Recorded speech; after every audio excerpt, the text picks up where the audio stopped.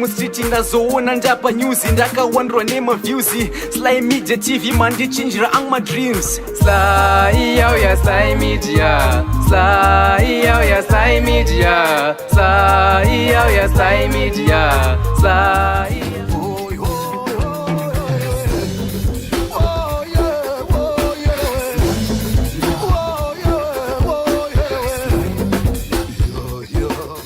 Members of the Fourth Estate Cabinet discussed a number of issues which include the following. Cabinet approved the report by the Interministerial Committee on Drug and Substance Abuse as presented by the Minister of Defense, Honorable OCZ Mchinguri Kashiri. As government continues to intensify its response against drug and substance abuse across the country, a number of measures have been put in place. Since January 2024, about 6,148 people were arrested, 677 were suppliers, and 5,471 were end users, and a total of 106 illegal drug and substance trading bases were identified, raided, and destroyed in the following respective areas: Harare Metropolitan Province, Shamba, Chinoi, Bindura, Bulawayo, and Mutare. 51 liquor outlets were charged for operating without the correct licenses, while 268 operators were also arrested for violating license conditions, and 17 outlets had their licenses cancelled for violating operating conditions. A total of 311 countrywide inspections on medicines outlets were conducted, and 62 licenses focusing on medicines were confiscated. Awareness campaigns on drug and substance abuse are being accelerated, targeting all the people of Zimbabwe, but mainly focusing on youth and children. The Youth Service in Zimbabwe training program will commence in June 2024 at Daya and Vumba training centers. In addition, as a key measure to reduce indulgence and also to ensure that financial inclusivity is heightened, a total of 20,000 United States dollars has so far been loaned to youths across the country to focus on income generating projects through the Empower Bank. Cabinet also approved the Zimbabwe Multi-Sectorial Drug and Substance Abuse Plan for the year 2024 to the year 2030. That outlines a comprehensive strategic approach to address the escalating threats of drug and substance abuse to public health, economic growth, national security, and social stability in Zimbabwe. The decentralization of Drug and Narcotics Department will be expedited, and Cabinet also approved the review and updating of the fine structure and directed that suppliers must be prosecuted through the courts of law and not through spot fines. The establishment of an outpatient psychosocial support framework, which includes centers and parenting groups countrywide, as well as the purchase of psychotropic medicines and food provisions for rehabilitation centers, will also be expedited. The Minister of Defense, Honorable OCZ Mchinguri Kashiri, also updated Cabinet on the principles for the Zimbabwe Drug and Substance Agency Bill. The nation is advised that the prevalence of drug and substance abuse has become a global issue, and Zimbabwe has not been spared. Drug and substance abuse has become a threat to economic development, social harmony, health and well-being, public order and security. Hence, Cabinet approved the principles for the enactment of the Zimbabwe Drug and Substance Agency Bill 2024 that paves way for the establishment of an additional security service and specialized drug and substance elimination agency. The agency will be responsible for the enforcement of laws that deal with drug and substance trafficking, use and abuse, as well as coordinating efforts of other support services. Cabinet received reports on progress made in the implementation of priority projects for the first 100-day cycle for the year 2024, as presented by the Ministers of Primary and Secondary Education and the Minister of Home Affairs and Cultural Heritage. The Minister of Primary and Secondary Education, Honorable Tolerai Moyo, reported progress on projects under his purview as follows. The registration of 40 newly built and existing satellite schools in all the provinces is on course for completion before the end of the cycle. The upgrading of schools infrastructure, which is the rehabilitation and upgrading of classroom blocks, administration offices, accommodation, water and sanitation facilities at 11 schools is on course for completion before the end of the cycle. The construction and conversion of 10 laboratories at schools in Manicaland, Matabeleland North, Harare Metropolitan, Masvingo and Mashonaland provinces is on course for completion before the end of the cycle.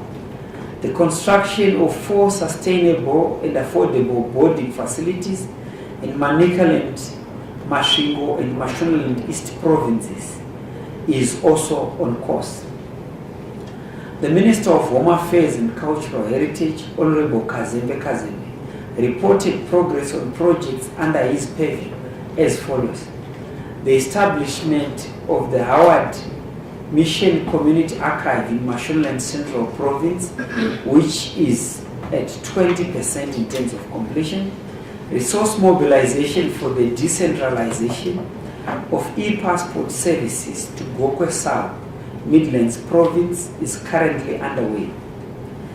The storyline development and the collection acquisition exercise in all wards has been conducted for the refurbishment of the Nambia Community Museum at Wange in Matabeleland North Province, and 15% of the overall works on the online border management system has been completed.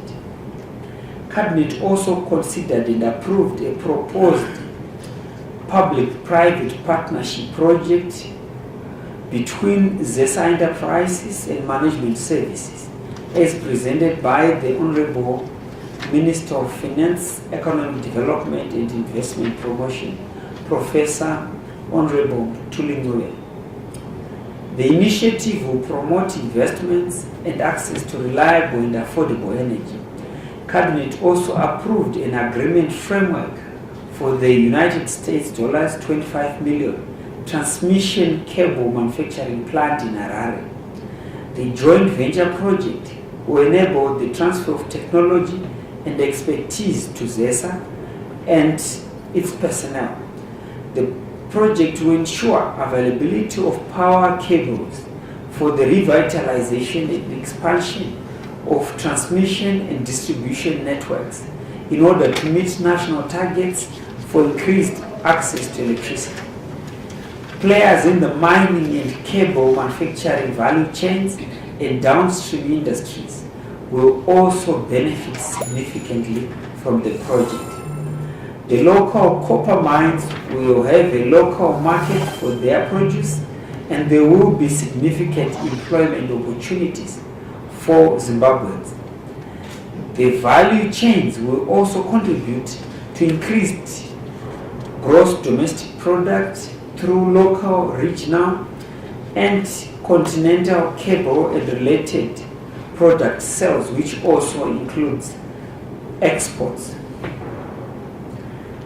Cabinet received and noted the report on a state visit by His Excellency Dr. William Ruto, who is also the President of the Republic of Kenya, as presented by the Minister of Foreign Affairs and International Trade, Honorable Dr. Frederick Chaba.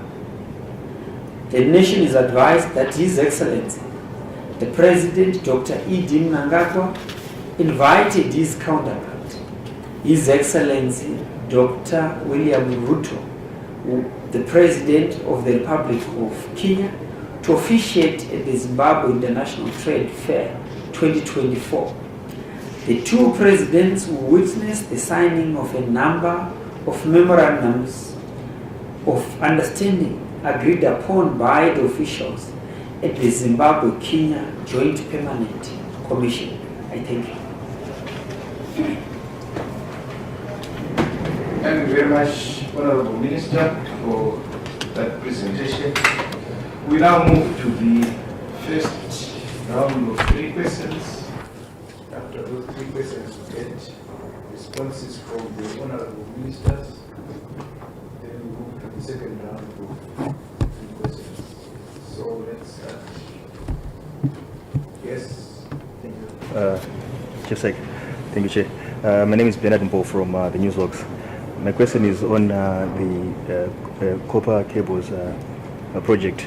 You said local copper mines will fit into this project, but I understand currently no copper mine is functional. Mangora is down, so is Alaska and Shackleton. So I just want to understand if there are any plans to revive those mines urgently.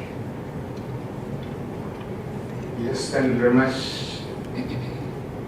Next question.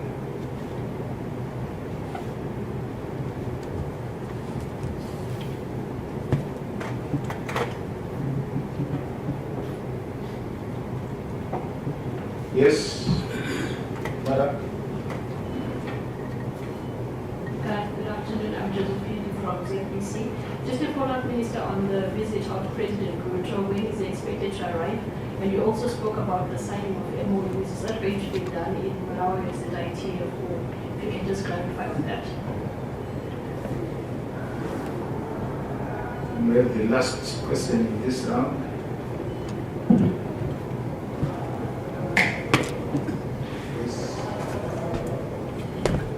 Maxwell Tabata from Star FM. My question goes to the Minister of Education.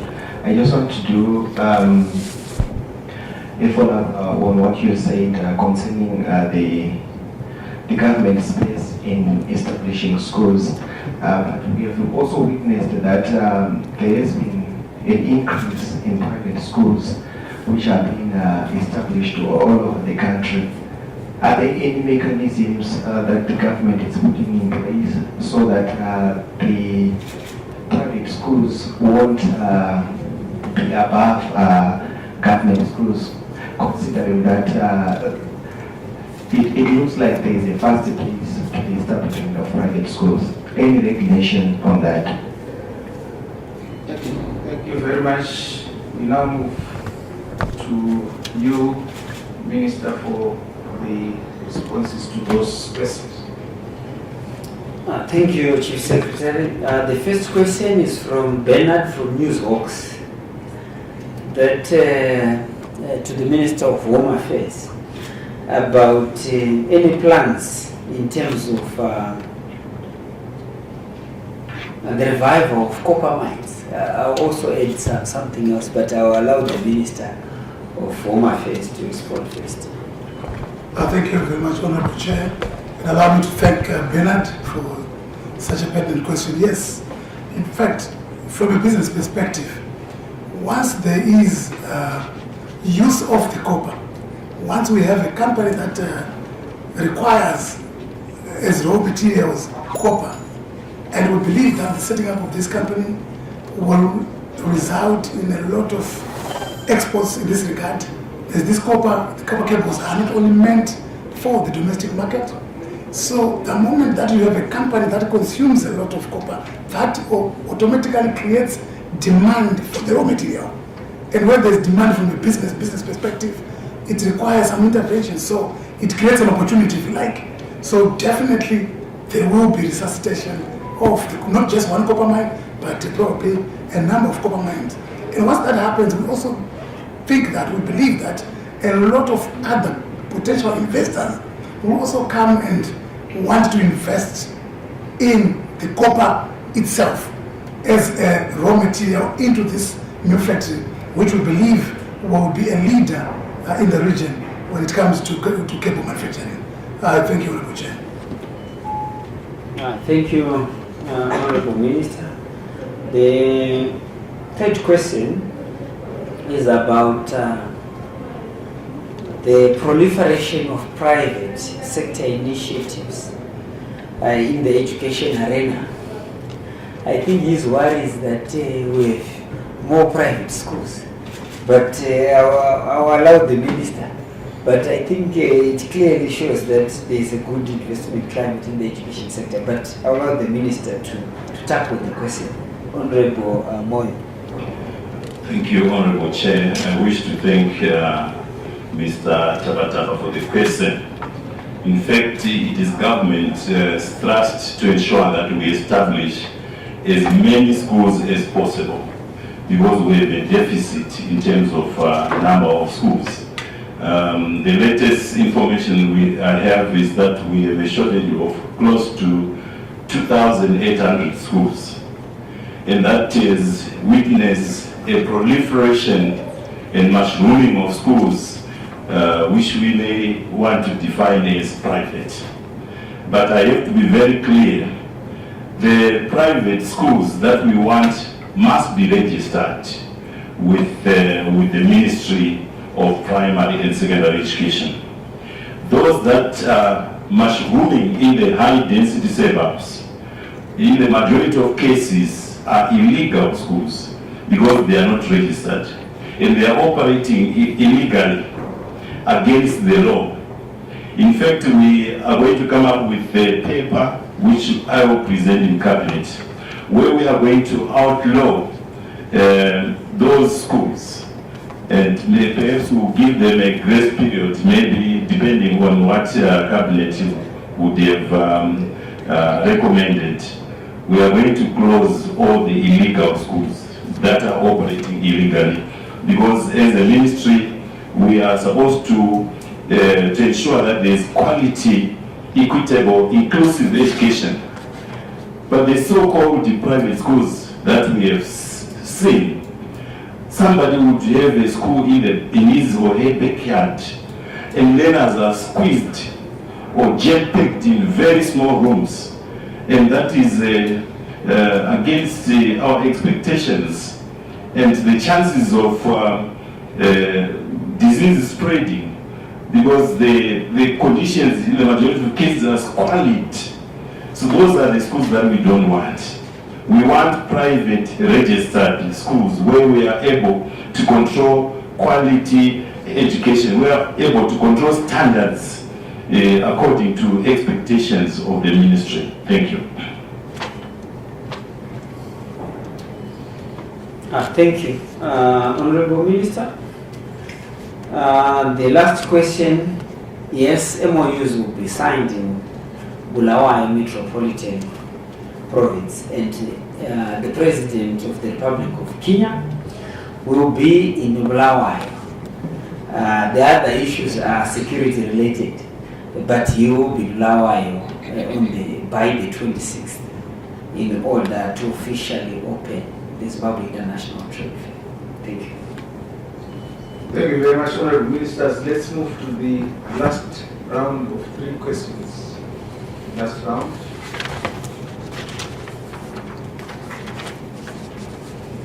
Yes.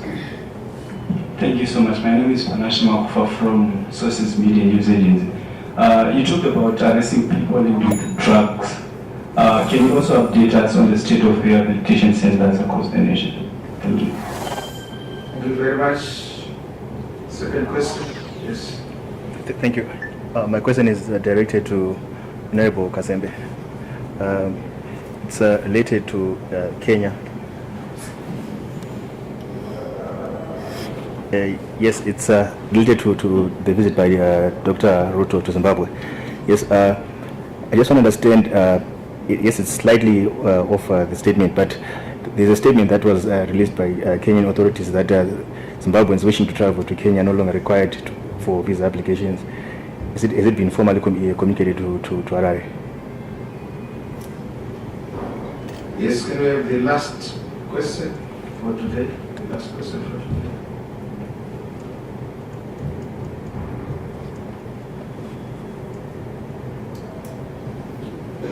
Since they are satisfied with the Prime Minister, let's get the responses from Honorable Ministers. Okay, Chief Secretary, thank you. The first question is related to Honorable Kazembe on the state of rehabilitation centers. PS and coordinator, Dr. Maumba, you can also add. Yes, she's here. But Honorable Kazembe will respond first, then she'll add more. Then the second issue, okay, you can respond. Oh, okay. Thank you, Honorable Chair. The plans that we are going to rehabilitate the former COVID centers that we have throughout the country, and the target is that we will have at least one from each province ready for this purpose. We do have already a center in March Central in Chipati. We have such a center, and we also have some centers within the hospital setups and also within some of the prisons. But for finer details, Honorable Chair, if you allow me to ask Dr. Mahomva to add on to that. Thank you. Thank you, Honorable Minister and Deputy Chair for the National Drug and Substance Abuse Committee. You're absolutely right, and I'm extremely delighted that Zimbabwe really moving forward very strongly.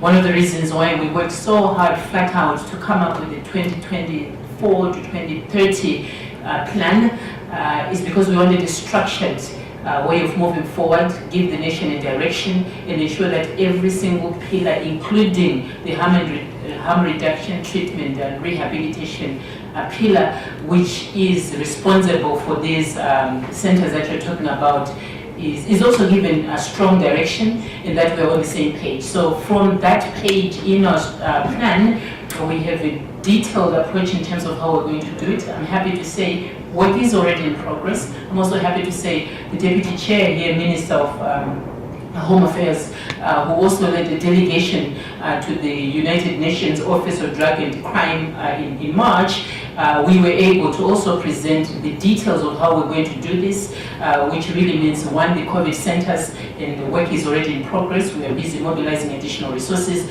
but we're also looking at additional other facilities and sites and innovative ways of making sure that we are indeed responding in a comprehensive fashion. Thank you. Thank you, Dr. Mahomba. The last question is been referred to Honorable Kazembe, the Minister of Home Affairs, about the visa framework. Has it been finalized? And when are we implementing that visa framework? Thank you. Thank you, Honorable Chair. What I can tell the journalists is that this is work in progress. It's a welcome initiative from the government of Kenya, but as you'd appreciate, visa regimes are supposed to be discussed within the two countries involved.